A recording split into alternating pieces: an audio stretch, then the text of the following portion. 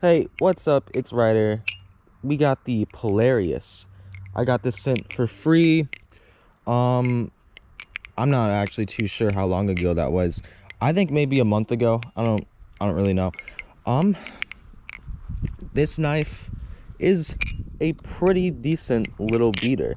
I have been flipping this on the concrete for the entire time I've had it pretty religiously, and I've flipped almost no other knives this entire time. I've mostly only been flipping this, and it's it's not bad at all. I honestly love this thing so much. I don't know ooh I don't know if this thing is $200 or $180. This sheet of paper probably tells me. Let's see. It does not say what the price tag is, but this thing is 3.8 ounces, 7075 aluminum, which is, you know, pretty good material to beat, which that's what I've been doing. And I've noticed this is a great beater. I've dropped this thing on the concrete so many times, and you know what? It looks pretty great still. Yeah. Oh, that's new damage that just happened, I think. Yep. And a little chip right there, if you can see it on the camera. I cannot see the camera because it's blacked out. This came blemished because Jake didn't have any other Balisongs other than the blemished. So you know what, that doesn't really matter because it's just how the knife looks, and I really don't care about that since I'm gonna beat it anyway. So let's get into flippability wise. This thing, flippability wise, is extremely well. I can flip this thing all day long. It honestly is really good.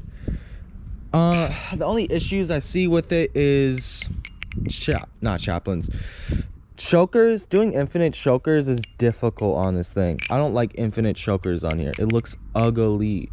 You could get a normal choker really easily going, sure, like that looks clean. Throwing a double choker, that's okay. It just doesn't keep the momentum, I feel like. It's because the way this is built. Look at this. It's like a sandwich knife. It feels like a sandwich knife when flipping. Like it, which is not a bad thing. I honestly love the feeling, but it makes doing chokers a little more awkward. Now, I don't think most people are gonna have this issue because most people don't even know how to do more than one choker.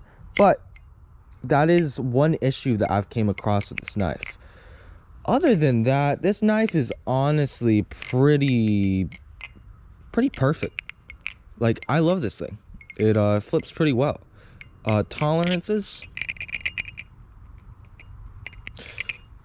a little wiggle. I need to tighten it. It did come with tap. I did not have to like tune it or anything.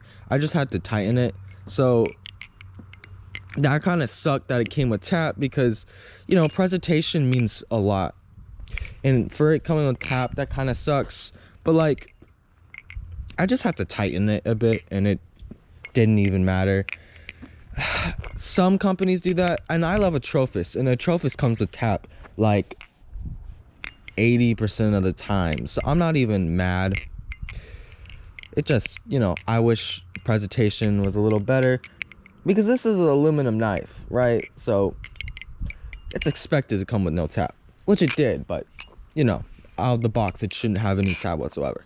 So that's really my two complaints. Hardware, 3.8 ounces, 440C PVD coated blade.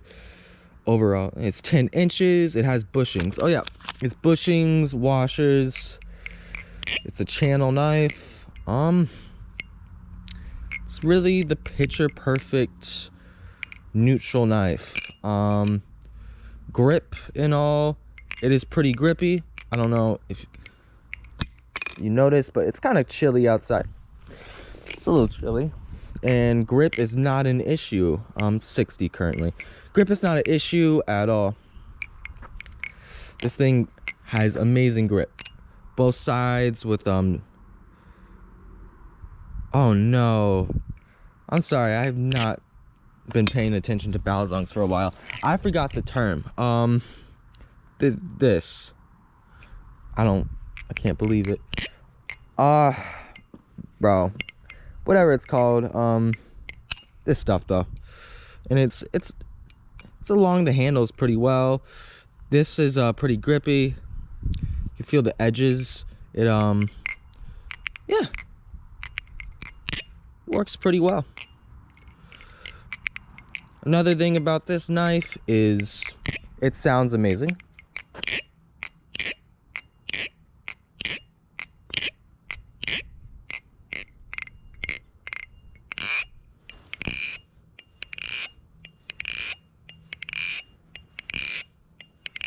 Like, yeah, sound is about an 8 in my opinion.